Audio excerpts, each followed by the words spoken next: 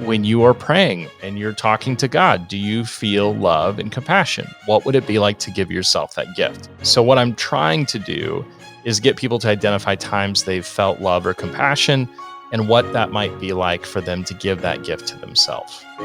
Welcome to the Jesus Storybook Bible Podcast, a place where we remind you that grace can rewrite any story, that hope shines a light through our darkest moments, and that God's love changes lives.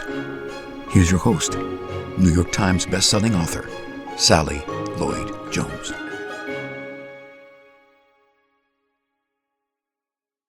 Hello, I'm Sally Lloyd Jones, author of the Jesus Storybook Bible, which tells the story of God's wonderful, never stopping, never giving up, unbreaking, always and forever love. Welcome to the show. Today, we're talking about change and how change makes us vulnerable and how hard it is asking for help. Why is it so hard to ask for help? Maybe it's because we worry about being too needy, or we're scared of what others will think of us, or of other people seeing that we don't have it all together, or of us seeming weak. The Bible has a very different view of asking for help and a startling stance on weakness. I wrote about this in Thoughts to Make Your Heart Sing, Jago and my companion volume to the Jesus Storybook Bible. Let me read it to you. It's called Lift Off. What does a rocket need to lift off and go zooming into outer space? It needs a launch pad. Do you know what God's launch pad is in our lives? From which He can do anything? Is it great faith? Our perfect record? Incredible courage?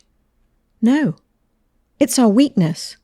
God's power comes to us in our littleness, in our brokenness, in our not knowing, and in our not being able. And when God's power meets our weakness, lift off. God says this, "My grace is all you need. My power works best in weakness." 2 Corinthians chapter 12, verse 9. Our guest today knows all about that fear that stops us from asking for help. But it was when he took the risk and asked for help that everything changed. Licensed therapist and author Jason VanRuler personally knows how difficult it can be to look at your brokenness and to choose to try to heal and move forward. He grew up surrounded by abuse, addiction, chaos, and conflict.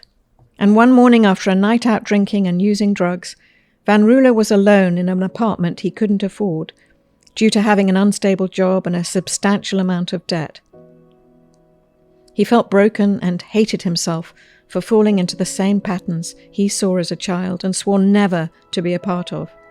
After years of avoiding his pain, he eventually reached the point where he was able to get professional help and started to feel hope for the first time. The battle of healing from the past is a long and hard journey. In his new book, Get Past Your Past, How Facing Your Broken Places Leads to True Connection, Jason invites readers to address past pain and hurt and embrace love and connection through personal stories, biblical wisdom, and his clinical experience as a therapist.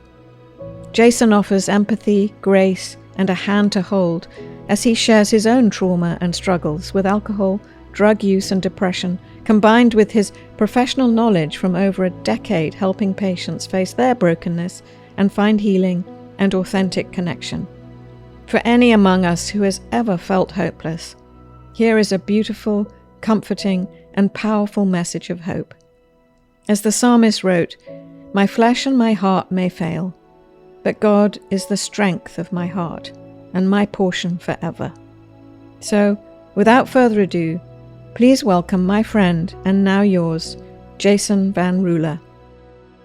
My name is Jason VanRuler, and I am a therapist. I'm a husband, and I'm a father. I work with people to reach their potential and have better connected relationships through coaching and counseling, and also have written a book to help people take those steps to get better connected.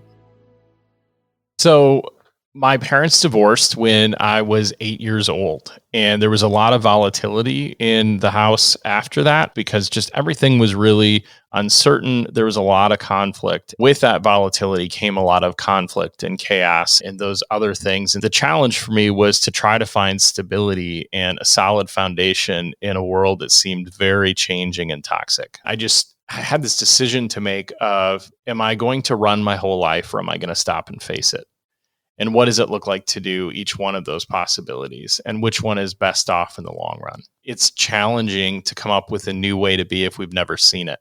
And so I think for me, it was kind of an established roadway, and I really wanted off the road, but there seemingly was no other road. And so I got stuck there, even though I didn't want to be on it.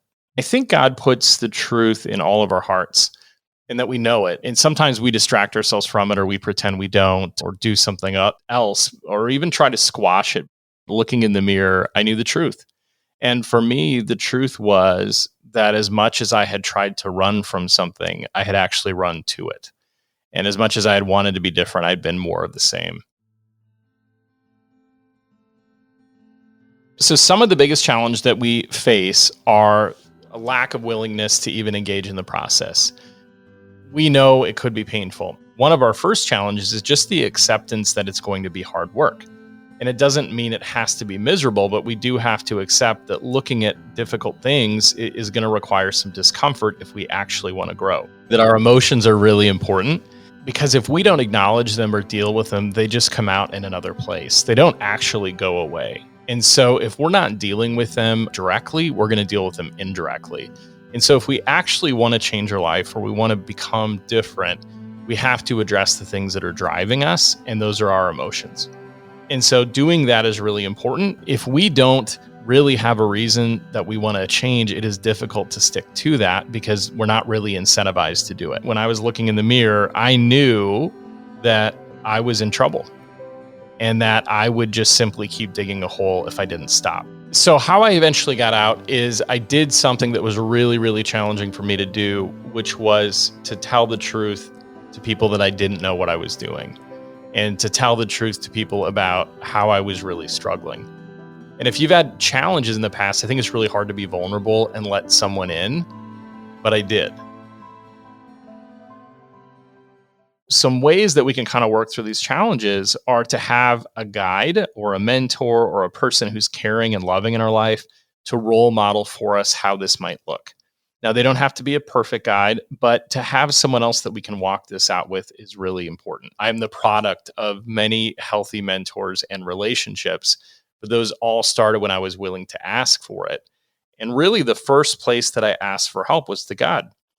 Because in running away from my past, I'd also tried really hard to run away from God. What that looked like in that mirror is surrendering to, God, I really need you. And as much as I don't want to, and as much as I want it to be different, I know that I need you to get where I'm going. We have prayer, we have all of these different avenues through God that we can get connection, and we're never going to be rejected in that. The goal is to be able to identify what you're feeling and why that matters. Because if we can do that, we can start to change our behavior and we can start to look at the world a little bit differently. As part of that, our relationship with God is really going to frame out other relationships. And I think that is something you can start on today. It may be challenging to make a call and find just the right person today, but you can pray and find that right person now. And I would start there.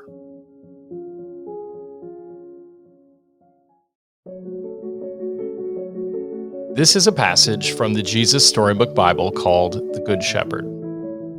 David was a shepherd, but when God looked at him, he saw a king. Sure enough, when David grew up, that's just what he became. And David was a great king. He had a heart like God's heart, full of love. Now that didn't mean he was perfect, because he did some terrible things. He even murdered a man. No, David made a big mess of his life, but God can take even the biggest messes and make it work in his plan. I need a new heart, Lord, David prayed, because mine is full of sin. Make me clean inside.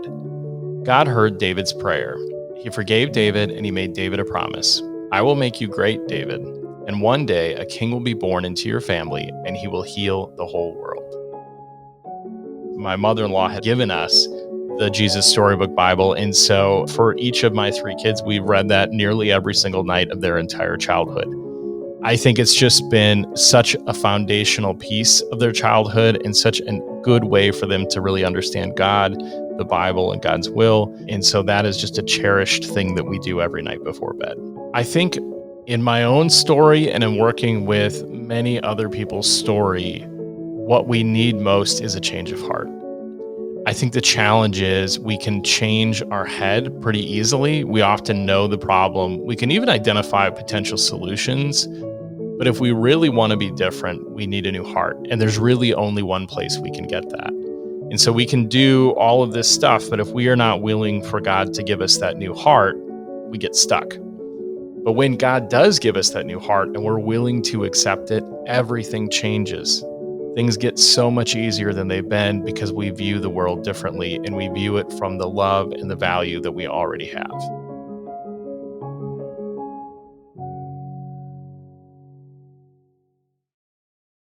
You can get the Jesus Storybook Bible wherever books are sold. To find out more about the book and all of Sally's other books, please visit Sally at sallylloyd-jones.com and follow her on Instagram at Sally Lloyd Jones and at Jesus_Storybook_Bible. Before we go, don't forget, God loves you with a never stopping, never giving up, unbreaking, always and forever love. Oh, hello, it's me again, Sally. I'm just popping back briefly to say 2 things. The first thing is, don't forget to subscribe to the show, because that way you'll get the stories straight to your phone. And the other thing is, while we're at it, would you rate the show and leave us a review? That would be so great because it helps other people find the show too. I really appreciate your help. Thank you.